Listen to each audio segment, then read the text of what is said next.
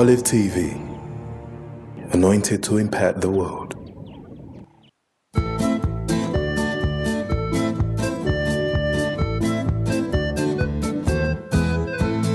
Shabbat Shalom, Shabbat Shalom, Shabbat, Shabbat, Shabbat, Shabbat Shalom, Shabbat Shalom, Shabbat Shalom, Shabbat, Shabbat, Shabbat, Shabbat Shalom, Shabbat, Shabbat, Shabbat, Shabbat Shalom, Shabbat, Shabbat, Shabbat, Shabbat Shalom, Shabbat Shalom, Shabbat Shalom, Shabbat, Shabbat, Shabbat, Shabbat Shalom.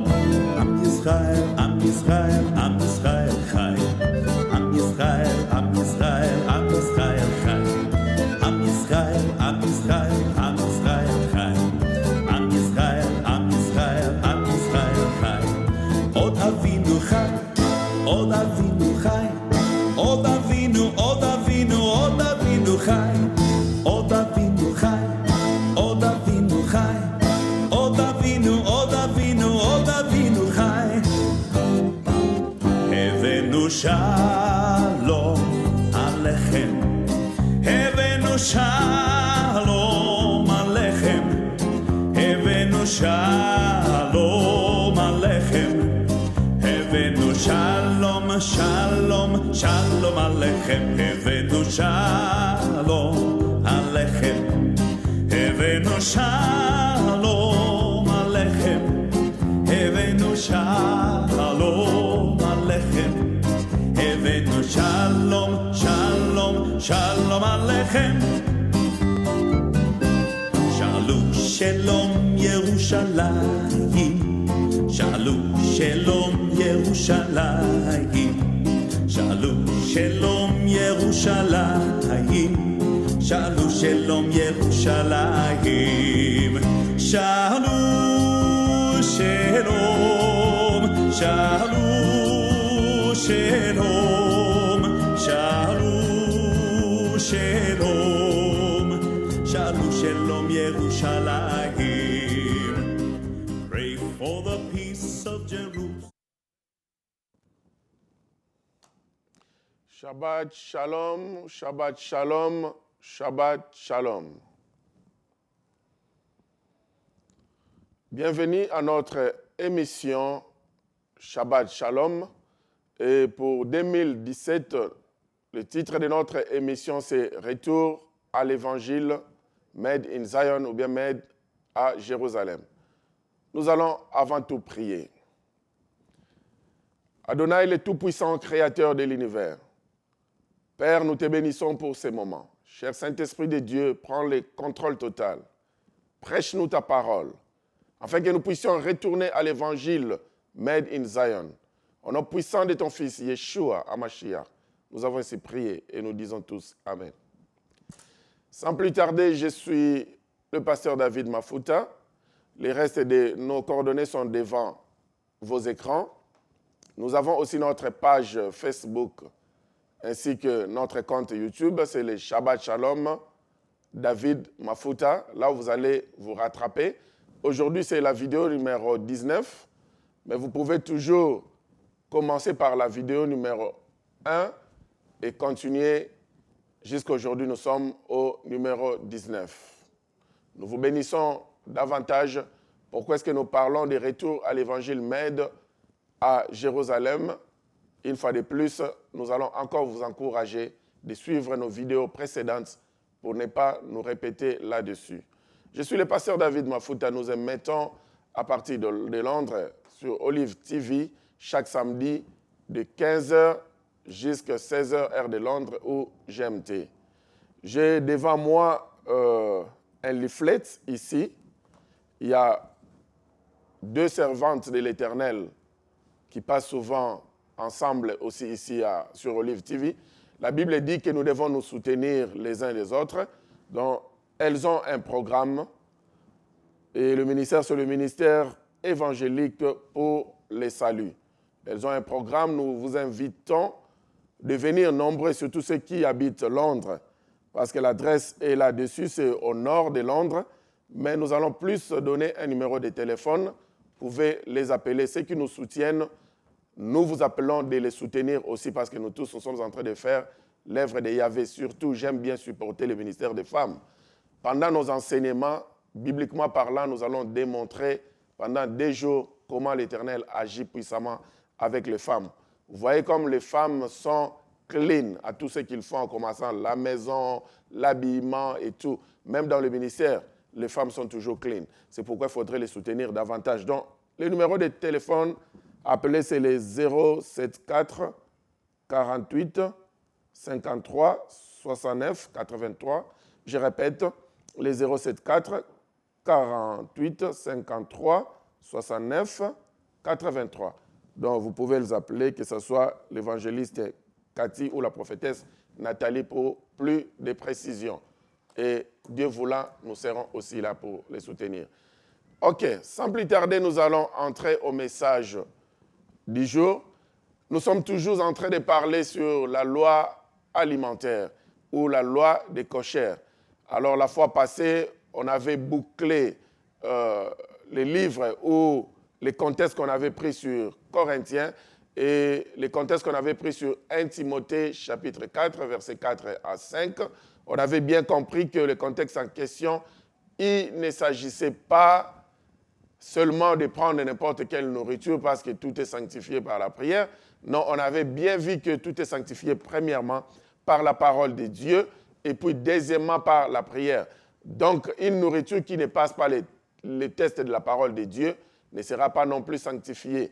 On a vu un exemple, si vous voyez, il y a quelques gouttelettes d'eau de la toilette dans un verre d'eau pure, vous n'allez pas prier pour boire cela parce qu'il y a déjà un danger, il y a déjà le poison. Donc, vous n'allez pas sanctifier le porc qui est un poison pour le corps humain. Les diététiciens ont démontré cela, les chrétiens, les musulmans, toutes les religions ont démontré cela. Vous n'allez pas prier pour sanctifier cela parce que ça ne passe pas d'abord le test de la parole. Et on avait vu qu'à l'époque, Paul ne pouvait pas leur donner la nourriture solide comme lui-même disait.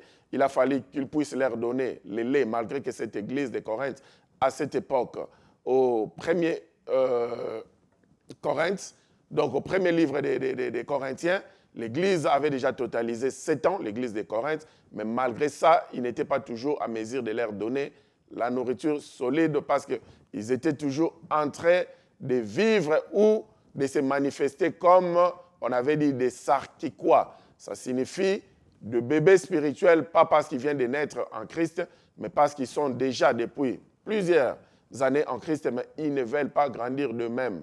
Et on avait vu aussi qu'il y avait les sarkinois, le bébé spirituel qui naturellement était né en Christ. Alors, il y avait tous ces 2 genres de bébés dans cette église-là, c'était un peu compliqué. Alors, en fin de compte, il y avait aussi une deuxième lettre des Corinthiens toujours. Quand Paul avait écrit, on n'avait pas eu le temps de parcourir la lettre, mais nous allons juste paraphraser, tout est sur 2 Corinthiens chapitre 6 au verset 17. C'est là où il les avait dit clairement, à 2 Corinthiens chapitre 6 verset 17, « C'est pourquoi, sortez du milieu d'eux et séparez-vous, dit le Seigneur, ne touchez pas à ce qui est impur, et je vous accueillerai. » Donc là maintenant, c'était une nourriture un peu solide. À la fin, il les avait dit de ne pas toucher à ce qui est impur. Donc en commençant par la nourriture, en commençant par le sang, tout ce qui était impur, il les a dit maintenant clairement, ne touchez pas à ce qui est impur. Parce que là, il avait compris qu'ils ont un peu grandi. Malgré qu'il faisait l'effort de ne pas grandir, mais il n'avait pas de choix. Il a tout lâché à la fin pour dire que maintenant, ne touchez plus à ce qui est impur. Aujourd'hui, nous allons apprendre quelque chose d'intéressant parce que nous avons dit n'importe quelle question que vous avez concernant la nourriture, parce que les gens ont donné des passages bibliques qu'ils ont mal compris les contextes. C'est pourquoi on dit toujours « Retour à l'évangile, Made in Jérusalem ». Nous ramenons toujours les contextes par rapport à la culture juive, par rapport à l'origine des Écritures. Alors, nous avons bien vu que concernant tout ce qui entre, ça n'avait rien à voir avec la nourriture. Matthieu chapitre 15, c'était vraiment la coutume de se laver les mains avant de manger. Et on a vu aussi à 1 Timothée chapitre 4, 4 à 5, que ça n'a rien à voir, que tout est bon, mais nous pouvons manger tout, essentiel que nous prions, nous sanctifions la nourriture. Non. On a vu que tout ce que Yahvé avait créé était bon. Les porcs, les fruits de la mer, les abats des bovins, tout était bon. Mais ce n'était pas bon pour la consommation, c'était bon pour autre chose. Il y a par exemple le porc qui est bon pour des raisons écologiques, les crabes et autres qui sont bons pour des raisons de nettoyage des eaux. Et on a compris qu'il faudrait passer d'abord les tests de la parole de Dieu. Quand la nourriture est pure, nous pourrons maintenant sanctifier cela par la prière. Aujourd'hui, nous allons prendre un autre contexte qui a été déplacé par l'Église. C'est ce que nous allons remettre. Nous allons remettre le pendule à zéro. Le contexte des Actes des Apôtres au chapitre 10. Parce que quelqu'un nous dira, oh, il s'agissait de la nourriture, la natte était venue avec toute forme de nourriture que l'apôtre devait consommer.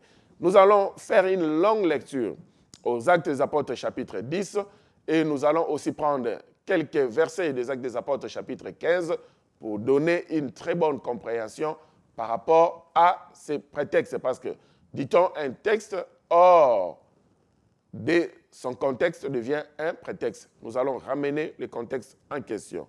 Donc, sans plus tarder, nous allons parcourir les Actes des Apôtres, chapitre 10.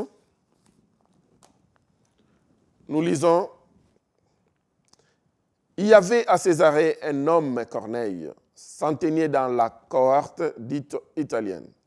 Cet homme était pieux et craignait Yahvé. Avec toute sa maison, il faisait beaucoup d'aumônes au peuple et priait Yahvé continuellement.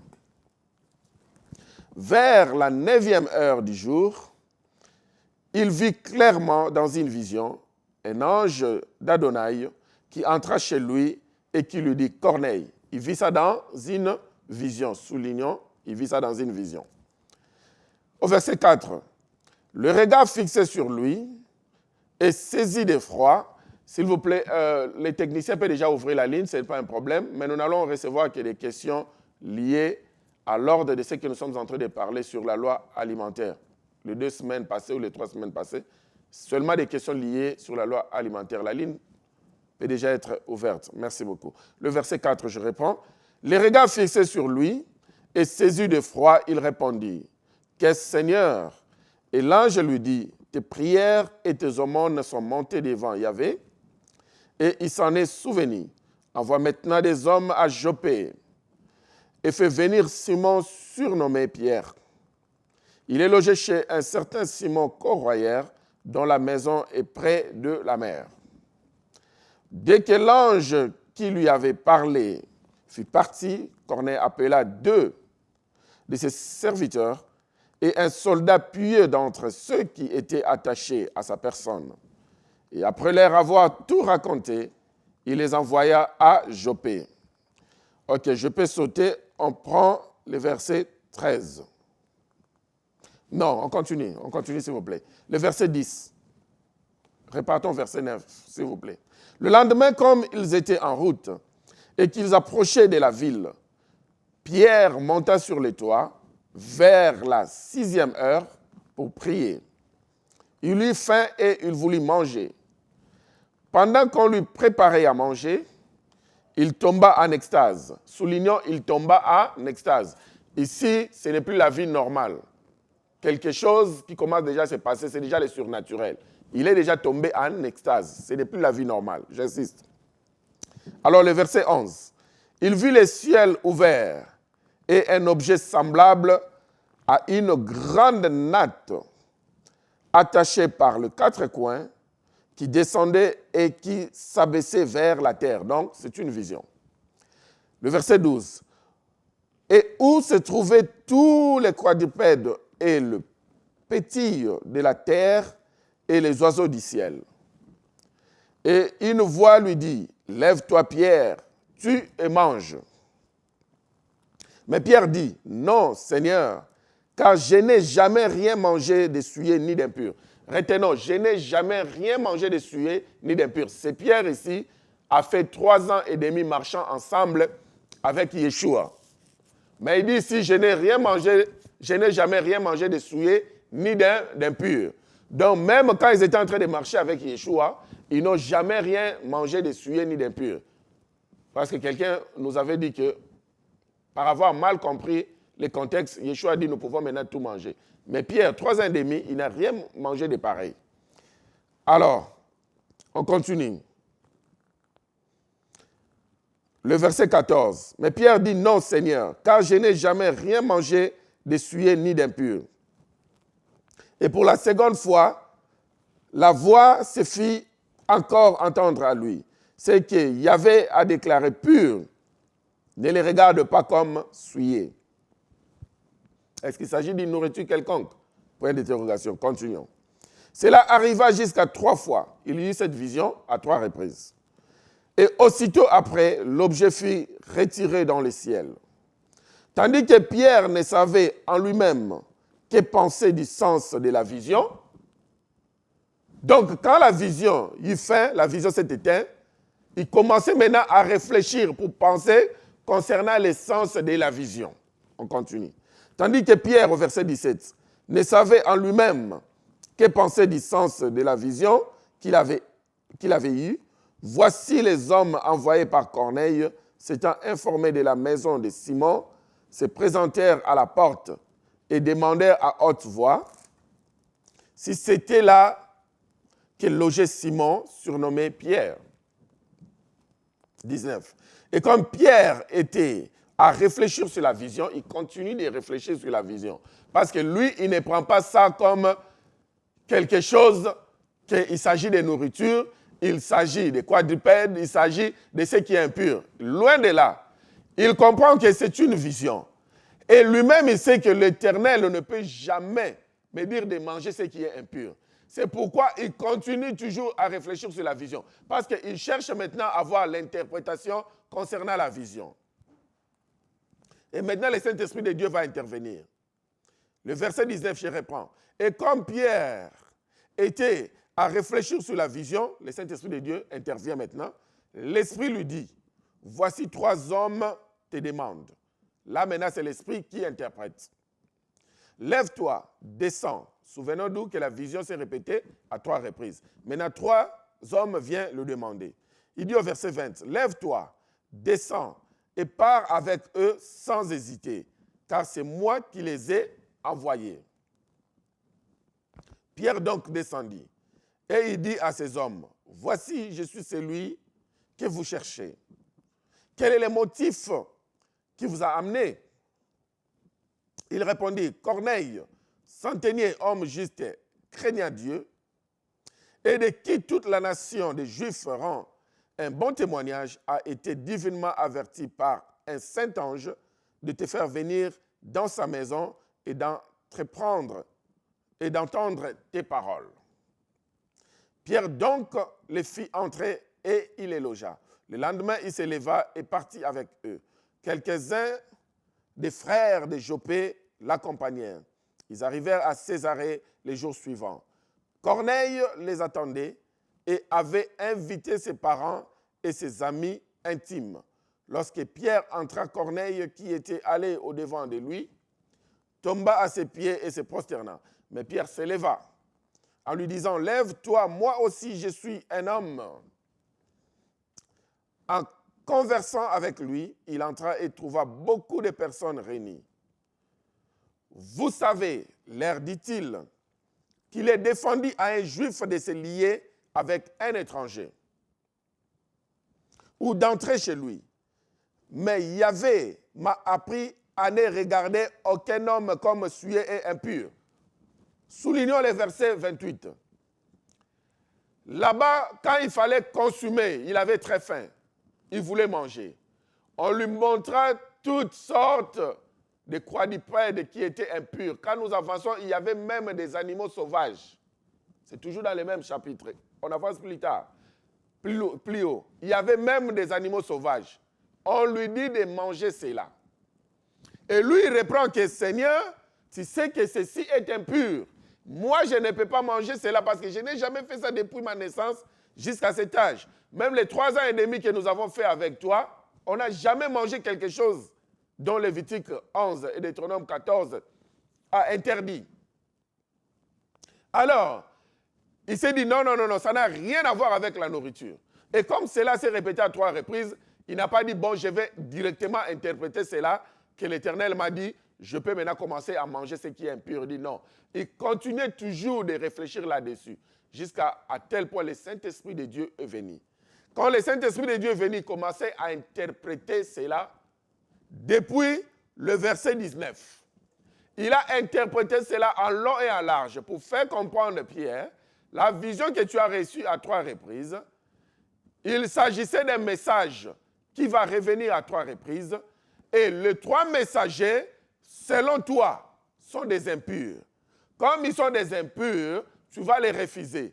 Mais moi, je te dis de consommer leur message, d'accepter cela. Comme dans Ézéchiel chapitre 3, où il a fallu qu'il y avait face à avaler tout un message comme un livret pour qu'Ézéchiel puisse avaler cela. Et que au début, c'était comme un amer. Quand ça descendait, ça devenait sucré comme du miel.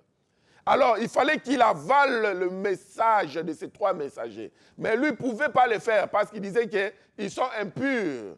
Ils ne sont pas de peuple juif. Je ne peux pas. Et ce n'était pas de sa faute. Parce que Yeshua, quand il travaillait avec eux, il n'avait jamais travaillé avec d'autres peuples qui étaient non-juifs, qui étaient non-israélites. Il dit lui-même qu'il est venu vers le brebis perdu d'Israël. Quand nous repartons à l'histoire, dans Matthieu chapitre 15, à partir du verset 20, où on voit Yeshua et la femme cananéenne, la femme qui voulait assez que Yeshua puisse performer un miracle dans sa maison, si nous repartons rapidement, on verra ce qu'il avait répondu à la femme. Matthieu 15 à partir de 21. Yeshua étant parti de là, on n'est pas sorti du message. On n'est pas sorti. Tout fait part de ce message. Yeshua étant parti de là, se retira dans le territoire de Tyr et de Sidon. On voit déjà que là-bas, c'était les étrangers. Ça n'avait rien à voir avec les Israélites. Et voici une femme cananéenne qui venait de ces contrées, lui cria « Aie pitié de moi, Seigneur, fils de David, ma fille est cruellement tourmentée par le démon. » Qu'est-ce que Yeshua répondit? Il lui répondit « Pas un mot. » Et ses disciples s'approchèrent et lui dirent avec instance « Renvoie-la, car elle crie derrière nous. » Voilà d'abord, Yeshua ne veut pas répondre. Quelle négligence on dira aujourd'hui. On dira qu'il est en train de les bouder. Au verset 25, « Mais elle vint se prosterner devant lui, disant, « Seigneur, secours-moi. » Yeshua répondit, « Il n'est pas bien de prendre le pain des enfants et de les jeter aux petits chiens. » « Oui, Seigneur, dit-elle, mais le petit chien mange le miette qui tombe de la table de leur maître. Alors Yeshua dit, « Femme, ta foi est grande, qu'il te soit fait comme tu veux. » Et à l'heure même, sa fille fut guérie. Parce qu'à ce moment-là, l'évangile de Yeshua n'était pas donné aux païens. Son évangile était centralisé pour les Juifs. Lui, il donnait aux Juifs, afin que les Juifs puissent donner aux autres. Est-ce qu'on veut démontrer cela? C'est clair. Parce que nous allons continuer. Nous allons d'abord faire une démonstration que c'est clair. Jean chapitre 17, à partir du verset 20. Quand il faisait sa prière sacerdotale. C'est Yeshua ici qui fait sa prière sacerdotale. Il prie. On arrive au verset 20. Il dit à Adonai, « Ce n'est pas pour eux seulement que j'ai prié, mais encore pour ceux qui croiront en moi par leurs paroles. » Il est en train de prier pour ses disciples, les Juifs. Mais il dit à Adonai, « Je ne prie pas seulement pour mes disciples ici juifs, parce que les 12 apôtres étaient tous des Juifs. Il n'y avait pas un Romain, il n'y avait pas un Grec, il n'y avait pas un Ivoirien, il n'y avait pas un Congolais, il n'y avait pas un Français. Ils étaient tous des Juifs, des Hébreux, des Israélites. Il dit, mais je ne prie pas seulement pour eux. Je prie aussi à ceux qui croiront par leurs paroles. Il ne dit pas par ceux qui croiront par ma parole à moi, Yeshua, mais par leurs paroles. Allons-y comprendre. Est-ce que les Juifs ont une parole à eux-mêmes? Ou bien la parole en question, c'est toujours la parole de Yeshua? La phrase par leurs paroles veut juste dire qu'ils seront le canal par lequel je parlerai à d'autres nations. Et je prie aussi pour ceux qui viendront, afin que tous soient un, au verset 21. Comme toi, Père, tu es en moi et comme je suis en toi, afin qu'eux aussi soient un en nous, pour que le monde croie que tu m'as envoyé. Cela ne suffit pas. Vous voulez qu'on ajoute encore? Si vous voulez qu'on ajoute, nous allons toujours ajouter. Mais vous pouvez même lire ça chez vous à la maison. Romains 1, 16. Romains chapitre 1, verset 16.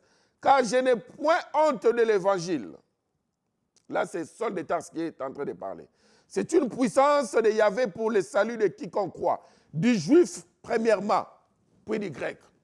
L'évangile était venu premièrement pour les juifs. Les alliances, c'est pour eux. Les promesses, c'est pour eux. Les patriarches, c'est pour eux. Pierre savait cela en noir et blanc. Jusque-là, il n'avait pas droit à côtoyer un impur. Il n'avait même pas droit à parler à un impur. Il n'avait pas droit à accepter un message d'un impur. Parce que nous, le peuple païen, les Juifs, nous voyaient comme des impurs. Donc même avec Yeshua, Yeshua a utilisé le même système. Sa cercle, sa ceinture de sécurité, son cheval de bataille, tout était le Juif. Il n'avait pas un grec, il n'avait pas un peuple païen, il n'avait pas un monsieur païen qui était dans sa ceinture. Alors Pierre, en tant qu'un bon disciple de Yeshua, est en train de suivre l'exemple. C'est pourquoi il était catégorique. Ça, c'est impur. Je ne peux pas toucher à ça. Maintenant, il interprète ça ici bien. Il dit au verset 28, Actes des Apôtres chapitre 10, on reprend au verset 28. Vous savez, leur dit-il, qu'il est défendu à un juif de se lier avec un étranger ou d'entrer chez lui. Mais Yahvé m'a appris. Aujourd'hui, Yahvé vient de m'apprendre à ne regarder aucun homme comme souillé et impur. Le Saint-Esprit de Dieu lui a donné l'interprétation de ce qu'il avait vu de souillé qu'on lui avait dit de manger. Ça n'avait rien à voir avec une nourriture quelconque. Alors, aujourd'hui, Simon Pierre est convaincu que ce message ici peut traverser de l'autre côté. Parce qu'avant, il était, tantôt plus tôt, même quand il voyait les païens, il voulait essayer de parler avec eux. Mais quand il voyait d'autres apôtres, il fouillait, il faisait l'hypocrisie. C'est pourquoi dans le livre de Galates chapitre 2, quand nous lisons Galates chapitre 2, vous allez voir comment Saul de Tarse a lavé Pierre et il l'a appelé d'un hypocrite. Aujourd'hui, si nous lisons cela, c'est comme s'il avait insulté, mais il disait la vérité. Parce que le monsieur ne savait pas où se tenir. Mais au moins, dans ses entrailles, il savait que l'évangile n'était pas pour les païens, n'était pas pour les goïnes, comme on dit. Il savait que l'évangile était seulement pour les juifs. Alors, c'était difficile pour lui d'accepter ce qui est impur. Ce contexte n'a rien à voir avec une nourriture quelconque. Parce que ce qui était présenté, c'était des histoires bizarres. Tout ce qui était des croix du père, des reptiles. Donc, si nous voulons aujourd'hui chosifier cela, c'était comme des crapauds, des grenouilles. Certaines personnes mangent les grenouilles, ça passe. Mais bien que c'est interdit. Mais les crapauds, qui peut manger les crapauds? Déjà, sa peau, c'est déjà le poison. Donc, même si vraiment Adonai te dit mange les poissons, les crapauds par exemple, il sera méchant parce que là, il va te tuer. Lui-même, il te protège, lui-même encore te livre. Les lézards, les geckos, tout était dans la natte là. Comment manger des histoires pareilles? Parce que même ceux qui acceptent de manger ce qui est impur, nous tous, on mangeait d'abord. Auparavant, on mangeait le porc, les crevettes. Mais jamais on a essayé des geckos. Jamais on a essayé des crapauds parce que la peau déjà, la matière là que ça fait sortir, dès que tu prépares le crapaud, tu vas mourir. Alors, il ne s'agissait pas d'une nourriture quelconque. Il s'agissait seulement, à 3 reprises, la vision, 3 messagers acceptent leur message, consomment ces messages. Moi, Yahvé, je les ai déjà jugés comme purs. Toi, ne dis pas qu'ils sont impurs parce que moi, je les ai jugés comme purs. Moi, j'ai accepté de passer mon message à eux. Qu'eux aussi puissent prêcher l'évangile. Parce que j'aimerais assez que Romains chapitre 11 s'accomplisse. Vous, l'olivier naturel, les juifs que vous êtes, des branches d'olivier naturelles. J'aimerais, parce qu'il y a certaines branches qui sont entrées dans la magie des histoires abominables, que moi, j'ai coupé, j'ai laissé la place. Aujourd'hui, j'aimerais que ces gens ici, ces païens ici, acceptent l'évangile, branches sauvages qu'ils sont, qu'ils soient aussi greffés à l'olivier naturel, pour que Romains 11 s'accomplisse. Afin que vous tous, vous formiez un, comme Jean 17 venait de dire, comme on a dit à partir du verset 20, 21, 22. Alors là maintenant, le message commence à devenir clair. On commence déjà à enlever cette hypothèse parce que les gens croyaient que ça avait quelque chose à voir avec la nourriture. Non. Alors quand on continue les passages bibliques, qu'est-ce qui s'est passé? Dans la suite des temps, il les a prêchés, ils ont reçu le Saint-Esprit de Dieu et il a dit, bon, avec ceux qui étaient avec lui, parce qu'il n'était pas seul, il était accompagné. Ils se sont dit, mais pourquoi pas? Comme ils ont déjà reçu le baptême du Saint-Esprit de Dieu, avant même le baptême d'eau, nous n'allons pas les empêcher de recevoir aussi le baptême d'eau. Ils ont aussi baptisé toute la famille de Corneille, ses frères, ses collègues, ses compatriotes, pour nommer ce que vous pouvez nommer. Tous ces gens, son entourage, étaient tous aussi baptisés. Vous voyez, pour qu'on se dise certaines vérités, ça vaut la peine. Quand vous partez à Jopé ou à Jaffa, dont on parle, c'est à Tel Aviv, notre générique, quand vous voyez Shabbat, Shalom, Shabbat, Shalom, quelque part, nous sommes à 2 où on a touché une porte. J'avais un chapeau de cowboy. C'est dans la maison en question on parle. La maison qui était en question, c'était la maison de famille de Zacharie. Et ces gens louaient dans cette maison et Pierre était parti là-bas en mission. C'est la même mission, la même maison. Quand vous voyez les toits en question, ce n'est pas loin. Ça signifie qu'ils pouvaient facilement les voir et aussi pouvaient aussi les voir facilement. Mais chose qui n'a pas eu lieu parce que c'était une vision bien planifiée par le Saint-Esprit de Dieu. Jusqu'à ce que la vision a pris fin, c'est pourquoi il y a eu une connexion. On lui a dit maintenant de descendre. Mais quand vous regardez la maison, à la fin, quand on va mettre la générique, regardez la maison en question, c'était vraiment, les toits en question, c'était pas loin. Alors, ça c'était juste entre parenthèses. Maintenant, quand ils étaient baptisés du Saint-Esprit de Dieu et d'eau, ça créait un problème. Parce qu'on se souvient que cette mission, c'est Pierre qui a reçu la mission ou la vision. Les autres qui l'accompagnaient n'avaient pas reçu cette vision. Alors ça créait des problèmes. Comme partout on connaît, quand Yahvé commence à t'utiliser d'une manière particulière, il y a des gens qui commencent à chuchoter, qui commencent à parler. Nous connaissons comme d'habitude. Alors ils ont commencé à chuchoter et le message est arrivé à la base à Yerushalayim. Quand le message est arrivé à Jérusalem, c'était un problème. Alors, ils vont rappeler Pierre pour qu'il parte donner des explications convaincantes. Et gloire soit rendue à Yahvé, parce qu'en ce moment-là, Corneille, on le voyait comme le premier païen qui était converti. Mais quand je médite sur la parole de Yahvé, au chapitre 8 déjà des Actes des Apôtres, à partir du verset 26, je vois aussi l'eunuque éthiopien qui partait adorer à Yerushalayim. Lui aussi, il était un païen. Donc là, j'essaye un peu de discuter avec ceux qui disent que Corneille était le premier païen qui a été converti, parce que je vois aussi l'eunuque éthiopien déjà au chapitre 8. Alors, qui était le premier? Ça, n'essayons même pas de discuter là-dessus parce que ça ne vaut pas la peine. Disons, les deux étaient parmi les premiers païens qui ont accepté Yeshua. Ceux qui ont eu la grâce d'être écrits dans la Bible, parce que d'autres n'ont pas eu cette grâce-là. Alors, maintenant, Pierre, devant les conseils des sages, les apôtres sont là. Et tous les disciples de Yahvé sont là, de Yeshua. Il faut qu'il donne les explications. Il a donné des explications qu'il faut. Mais malgré ça, ça ne tenait pas à 100% debout. Gloire soit rendue à Adonai, parce qu'au chapitre 15 des Actes des Apôtres toujours,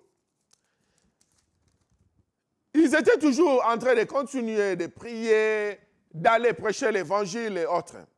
Et à partir du premier verset, chapitre 15 des Actes des Apôtres, quelques hommes venus de la Judée enseignaient le frère en disant, si vous n'êtes circoncis selon les rites de Moïse, vous ne pouvez être sauvés. Paul et Barnabas eurent avec eux un débat et une vive discussion. Vous voyez, il y avait des Juifs qui étaient des extrémistes. Maintenant, ils sont ici, ils disent aux païens que si vous n'acceptez pas la circoncision de la chair, vous ne pouvez pas être sauvés. Or, la circoncision de la chair, ce n'est pas ça qui sauve, comme Saul de Tarse nous explique. C'est la circoncision du cœur qui sauve. Ce n'était pas non plus de leur faute, parce qu'ils n'étaient pas encore enseignés, ils n'avaient pas encore reçu cette révélation. Ils devaient imposer des histoires, que ce soit du côté nourriture, du côté circoncision, du côté boisson aux païens. Ça créait beaucoup de problèmes. C'est pourquoi les apôtres étaient toujours là pour régler tout ça. Parce qu'il ne fallait pas pousser loin, il fallait leur donner d'abord du lait. Mais malgré ça, Paul et Barnabas aidaient aussi après. Ils ont convaincu le groupe, mais aidés aussi, ils ont eu une discussion charnelle, terrible. Alors, en fin de compte, maintenant, voilà de l'autre côté, Pierre est en train de prêcher, les païens ont accepté, ça a créé une discussion. Ici aussi, Paul, Saul de Tarse prêche, Barnabas et les autres, les Timothée, la discussion continue toujours. Alors, ça devient un problème terrible. Qu'est-ce qu'il faut faire? Il faut aller maintenant au conseil des sages. Ils sont allés au conseil des sages. Prenons à partir du verset 13, toujours Actes des Apôtres, chapitre 15. Lorsqu'ils eurent cessé de parler, Jacques prit la parole, un des apôtres, et dit, « Hommes frères, écoutez-moi. » Il n'y a pas de homme sœur. Homme frère, s'il vous plaît. Dans ce sens-là, un homme frère. Ça peut être aussi homme sœur, un homme, comme human being. Homme frère, écoutez-moi. Simon a raconté comment Dieu a d'abord jeté les regards sur les nations pour choisir du milieu d'elles un peuple qui porta son nom. Et avec cela s'accorde les paroles des prophètes selon qui est écrit. C'était déjà prophétisé en avance. Après cela, Yahvé avait dit, je reviendrai plutôt et je relèverai de sa chute la tente de David, j'en réparerai les ruines et je la redresserai afin que le reste des hommes, donc les autres nations, nous les païens, cherchent le Seigneur, ainsi que toutes les nations sur lesquelles mon nom est invoqué, du le Seigneur Adonai, qui fait ces choses, et à qui elles sont connues de toute éternité. Au verset 19. C'est pourquoi je suis d'avis, Jacques continue, qu'on ne crée pas de difficultés à ceux de païens qui se convertissent à Adonai. Mais, on souligne le verset 20, mais qu'on leur écrive de s'abstenir de suivre des idoles, de l'impudicité, des animaux étouffés et du sang. Là maintenant, les animaux étouffés et du sang, ça revient à la loi alimentaire, à la loi des cochères. C'est là où on reprend encore Lévitique chapitre 11, Deutéronome 14, Lévitique chapitre 3. Donc il dit qu'on ne leur pousse pas trop loin, qu'on ne leur donne pas la nourriture, dire, mais c'est plutôt, nous devons les enseigner ce qui est essentiel. Alors qu'est-ce qui est essentiel pour ces païens? Ce qui est essentiel pour moi, Jacques, je vois que on les enseigne ceci. Qu'ils puissent s'abstenir de suivre des idoles, de l'impudicité, parce que ça détruit. On connaît que l'impudicité ne bâtit pas, mais ça détruit.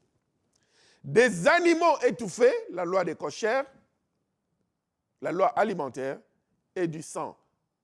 La semaine prochaine, pour clôturer avec la loi alimentaire, nous allons parler des sangs. Nous allons parler aussi des autres lois qui vont ensemble avec comment bâtir son corps, la loi sur les tatous et autres. Nous allons parler cela pour clôturer, puis avancer peut-être sur son nom et Yeshua. Ou selon le Saint-Esprit de Dieu va nous donner, nous allons donner la précision la semaine prochaine. Donc, il dit que bien que ça soit l'essentiel, qu'on leur donne la base, mais dans la base, il y a aussi la loi des cochères, la loi alimentaire qu'ils doivent respecter. Parce qu'à l'époque, les chrétiens païens, ils venaient en Christ, ils suivaient Yeshua, mais ils ne voulaient pas cesser de suivre. Ils continuaient toujours avec leurs idoles, raison pour laquelle quand Paul parlait aux Corinthiens, Saul de Tarse, il les avait dit, quand il disait par rapport à la nourriture, ne vous jugez pas, mais ne soyez pas non plus pierre d'achoppement. Alors, pour la conscience de l'autre, parce que si l'autre dit, par exemple, je te sers cette nourriture, parce que je l'ai offert à mon Dieu, je ne sais pas, Zéus ou que sais-je. Si toi tu manges, dans sa conscience, il dira, oh, c'est que Zéus est vraiment un Dieu. Alors, il faut s'abstenir de ça. Par motif de conscience de l'autre, pour qu'il comprenne que Zéus n'est pas Dieu, tu ne vas pas manger la nourriture qui est sacrifiée à l'honneur de Zéus. La même chose aujourd'hui. Il y a d'autres religions qui font des sacrifices de leur nourriture. Ils auront quelques périodes de prière. Quand ils vont finir, ils vont commencer à manger, donner la nourriture aux gens, pour ne pas citer, parce que si on donne des clous, vous allez comprendre de quelle religion il s'agit. Il y a plusieurs religions qui font ça. Alors quand ils préparent, ils donnent la nourriture aux gens à cause de leur Dieu, à cause d'une période qui vient de traverser. Quand vous mangez, cela n'est pas bon devant Yahvé. C'est comme si vous les montrez qu'ils sont aussi dans les bons, parce que vous êtes en train de partager le même repas avec eux. Alors, c'est de ces repas-là qui dit évitez ces souillures-là des idoles, et puis évitez aussi l'adoration des idoles. Évitez l'impudicité, évitez le sang.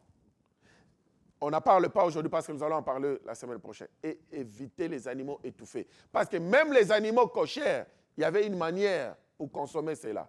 Tu ne vas pas prendre comme la chèvre est cochère, la chèvre est morte étouffée, et vous allez consommer. Non, il faudrait vraiment que sa tête soit décapitée, qu'on voit les sangs couler, les sangs versés, pour que cet animal-là soit consommable, bien que c'est un animal pur. Mais si l'animal est étouffé, vous venez comme ça, vous voyez une chèvre qui vient de mourir, vous ne savez de quoi, la tête est là, il n'y a pas de déchirure, le sang n'est pas sorti. Bien que c'est un animal pur, mais vous n'allez pas consommer cela parce que c'est déjà quelque chose qui est étouffé, un animal qui est étouffé, par rapport à la loi des cochères et aux lois alimentaires. Alors, nous voyons aussi clairement ici que il ne s'agissait pas, les Actes des Apôtres, chapitre 10, on revient, il ne s'agissait pas de la nourriture. Le contexte est clair, en noir et blanc. Je sais qu'avant cette lecture, parce qu'il fallait lire, il a fallu freiner, souligner, faire des démonstrations, et puis montrer qu'est-ce qui a fait que le monsieur puisse être buté de cette manière-là, parce que l'évangile, bien que lui-même marchant avec Christ pendant 3 ans et demi, il savait que l'évangile était pour eux, les Juifs, les Israélites, pas pour quelqu'un d'autre. Il était carré, comme ça, et personne ne pouvait changer ça. Il fallait que la vision reprenne à 3 reprises, comme on a dit que le témoignage de 2, ça signifie que la chose est authentique. Alors là, ça devient plus que 2, ça devient qu'il y a une insistance. Quand nous voyons, par exemple, dans les livres, si je m'abuse, de Genèse,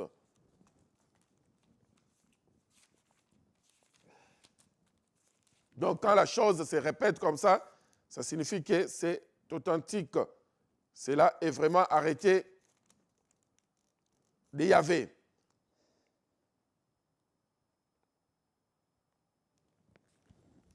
Alors, je voulais parler du rêve de Pharaon. Je ne vais pas m'abuser parce que nous risquons de perdre le temps. Alors, quand Pharaon avait eu le rêve et qu'il a vu que le rêve s'est répété à 2 reprises, qu'est-ce qui s'est passé? Joseph venant pour donner l'interprétation, il a bien dit, puisque Pharaon a vu le rêve s'est répété à 2 reprises, c'est que la chose est déjà arrêtée de Yahvé. Cela va s'accomplir. Alors, comme Pierre, c'est quelque part dans Genèse, ça m'a fouillé, comme Pierre savait bien que quelque chose qu'il voit à 2 reprises, c'est que la chose est authentique, il ne pouvait rien faire. Oui, merci Saint-Esprit de Dieu. C'est Genèse chapitre 41 au verset 32. Si Pharaon a vu les songes se répéter une seconde fois, c'est que la chose est arrêtée de la part de Yahvé et que Yahvé se hâtera de l'exécuter. Donc, dans leur coutume ou la culture juive, ils savaient que quelque chose qui se répète déjà à 2 fois, cela est authentique. Alors, quand ça se répète à 3 fois, Une insistance, ça signifie qu'il faut s'arrêter, penser là-dessus, chercher à voir la solution, parce que tu ne peux pas move on, tu ne peux pas avancer de peur que Yahvé te dise, je t'avais dit il y a plus de 2 fois.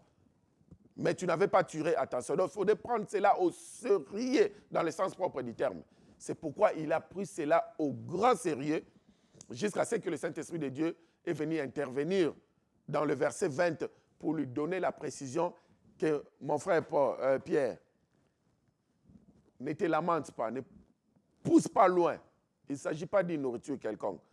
Parce que moi, je ne vais pas dire aujourd'hui que tu manges les crapauds ou bien les geckos. Je ne peux pas faire ça, tu sais ça. C'est comme ça, aujourd'hui, nous avons ce genre de problèmes. Vous avez une vision, vous avez un rêve, vous partez voir un homme de Dieu. Aujourd'hui, beaucoup d'hommes de Dieu ne savent pas interpréter des visions ou des rêves. C'est parce qu'ils lisent le livre, ils lisent Google. Quand vous rêvez, vous êtes habillé en rouge, cela signifie noir. Quand vous rêvez ceci, cela signifie... Non.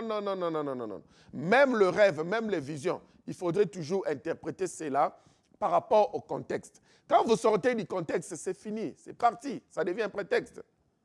Juste un petit témoignage de quelques secondes. On attend toujours vos appels, il nous reste que 10 minutes. Il y avait un frère ici en Grande-Bretagne, à Londres. Je ne vais pas citer, mais c'était un frère de l'Afrique. Alors ce frère-là, il avait un rêve qui s'est répété à tout moment. Ces rêves-là, il s'est retrouvé toujours dans son village natal en Afrique.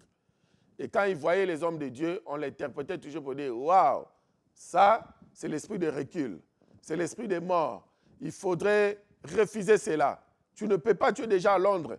Comment tu te vois toujours au village, en train de faire le chant ?» Et c'est comme ça que les gens commencent à interpréter des visions aujourd'hui.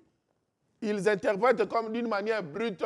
C'est comme quand tu donnes les légumes à la chèvre. Qu'est-ce que la chèvre fera? Quand tu donnes les légumes à la chèvre va directement manger cela. Mais quand tu donnes les légumes à un homme, qu'est-ce qu'un homme fera? L'homme va prendre les légumes, va faire le triage, va couper, mettre cela en morceaux, va assaisonner cela, préparer pour manger.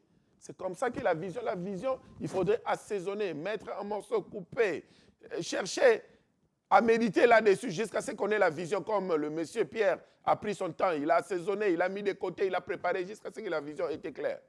Alors, le frère en question est venu aussi nous voir.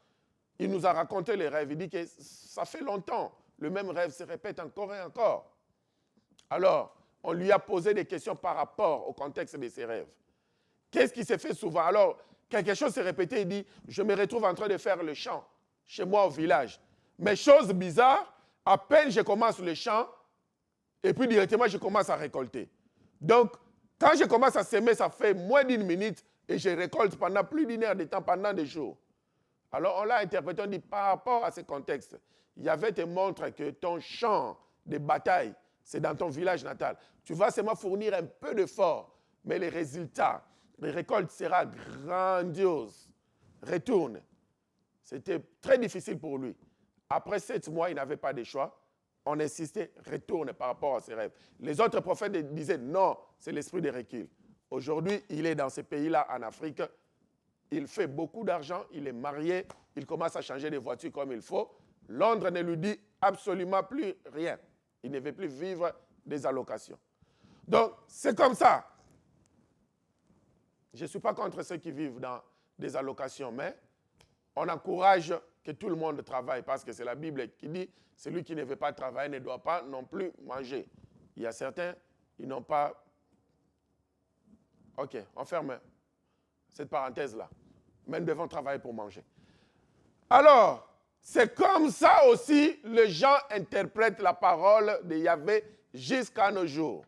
Dès qu'ils voient, voyez ce que les Actes des Apôtres a dit. Pierre, mange tout ce que tu vois sur la natte. Non. On ne peut pas s'arrêter à ce point-là. Quand j'étais encore enfant, il y a un monsieur d'une autre religion qui est venu me voir, il m'a directement montré ce passage des Corinthiens. J'ai oublié cela. Mais je connais toujours que c'était à Corinthiens, quelque chose de pareil. Il me montre directement la deuxième partie, la partie B. C'est que ceux qui ont suivi Christ sont dans la perdition. J'ai dit, oh! Mais nous, comme on part à l'église, c'est que nous sommes dans la perdition. Non, non, non. C'est quoi encore ta religion? Et puis je suis allé à la maison, j'ai vu ma mère, j'ai dit, maman, tu vois ces passages, ceux qui ont suivi Christ, ce sont dans la perdition. Maman dit, non, non, non, non, ça ne se passe pas comme ça. Ramenons les choses dans leur contexte. On a commencé la lecture en haut. On a vu que Saul de Tarse expliquait que l'évangile que nous prêchons, c'est l'évangile de la croix. Et nous croyons que cet évangile-là, c'est ce qui sauve. Sinon, si ce n'était pas le cas, alors ceux qui ont suivi Christ sont dans la perdition. Mais non, nous ne sommes pas dans la perdition parce que nous croyons que nous prêchons l'évangile qui sauve. C'était ça le contexte. Alors quand ils m'ont ramené dans le contexte, j'ai dit, oh, j'allais rater Christ et j'allais maintenant partir en enfer avec une autre religion. C'est ce qui se passe aujourd'hui. Nous ne voyons pas les choses selon leur contexte.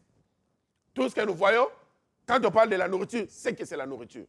Quand on parle des habits, c'est que c'est les habits. Quand on parle, je ne sais pas, de miel, c'est que c'est le miel. La Bible doit être interprétée. Ce n'est pas un livre des intellects. Vous pouvez faire les doctorats, mais ne pas comprendre la Bible. Quelqu'un peut être pêcheur, comme Pierre, pêcheur des poissons, mais peut vous décortiquer la Bible. Quelqu'un comme pêcheur, comme André, peut vous décortiquer la Bible. Quelqu'un, un élévateur comme David, qui n'a pas fait les enseignements, qui n'a pas fait la politique, il peut vous décortiquer la parole de Yahvé. Mais nous avons vu combien d'hommes qui font le doctorat, ils sont docteurs en droit et que sais-je, mais aujourd'hui ils sont dans la magie. Est-ce qu'ils ne peuvent pas comprendre qu'il y a plus que la magie et que la magie c'est rien? Ils sont docteurs en économie, ils sont dans des sciences occultes. Est-ce qu'ils ne peuvent pas comprendre qu'il y a plus que les sciences occultes? Tout ce qui est l'occultisme, c'est petit par rapport à Yeshua, le Christ, sauveur de l'humanité. Est-ce que c'est facile de comprendre cela, n'est-ce pas? C'est comme ça que les gens disent que je fais la théologie, je peux interpréter la Bible. Non, vous pouvez être docteur en théologie, mais vous n'allez pas interpréter la Bible. Et surtout que nous avons compris que la théologie dont la plupart nous lisons ou dont nous apprenons, c'est la théologie des remplacements. La théologie avec des mensonges, où on parle de Martin Luther, le père de la foi. Or, un grand tueur, lisons son livre, Les Juifs et leurs mensonges. Nous allons, s'il fallait dire ça, parce qu'un enfant de Dieu ne peut pas dire ça, si on n'était pas enfant de Dieu, on allait les haïr. Parce que c'est lui qui a la base de la destruction des Juifs jusqu'à aujourd'hui. Ces gens ici, dont l'évangile est venu par eux, et nous, ils nous ont transmis l'évangile. Pourquoi les tuer? Pourquoi les haïr? Ils n'ont pas reçu cela parce qu'ils ont voulu. C'est l'élection de grâce. Nous autres aussi, nous avons reçu la grâce d'être greffés au travers Romains 11. Mais n'essayons pas de changer l'évangile. N'essayons pas de remplacer l'évangile. La loi alimentaire, c'est une loi qui restera, qui est et qui restera éternelle. Tant que cette terre des hommes subsistera, la nourriture, il y a toujours ce qui est pur et ce qui est impur. Noé avait déjà connu ça au chapitre 7. Même au chapitre 9, je parle de Genèse, chapitre 7, Noé avait connu qu'il y a des animaux purs et impurs. Même au chapitre 9, il avait connu toujours la loi alimentaire, qu'il ne fallait pas consommer le sang. C'est qu'on va parler la semaine prochaine. Il avait tout connu. Parce que quelqu'un dira que c'est Moïse qui a reçu la loi. Mais vous serez surpris que ce sont des lois créationnelles. Noé avait connu ça. Les animaux purs et impurs. Il a vécu avant Moïse. Alors aujourd'hui, laisse que le Saint-Esprit de Dieu écrive sa loi dans nos cœurs. Nous sommes des champions. Tous, disciples de Yeshua, nous sommes des champions. Nous ne devons pas vivre comme n'importe qui. Et le message que nous donnons, c'est pour les champions. Apprendre ou à laisser, ce ne sont que des informations. Pas autre chose. Raison pour laquelle nous sommes toujours avec vous. La fois passée, nous avons médité en utilisant Louis II sur l'app de téléphone.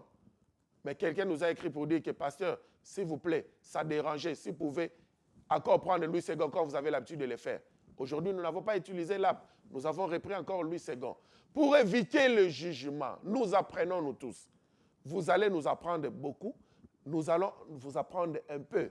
Ensemble, c'est pour l'avancement du royaume des cieux avec beaucoup d'humilité et de simplicité. Personne ne connaît grand. Nous ne connaissons qu'en partie. Mais essayons, comme de petits enfants, s'asseoir, essayer un peu d'apprendre aussi de l'autre, avec beaucoup d'humilité.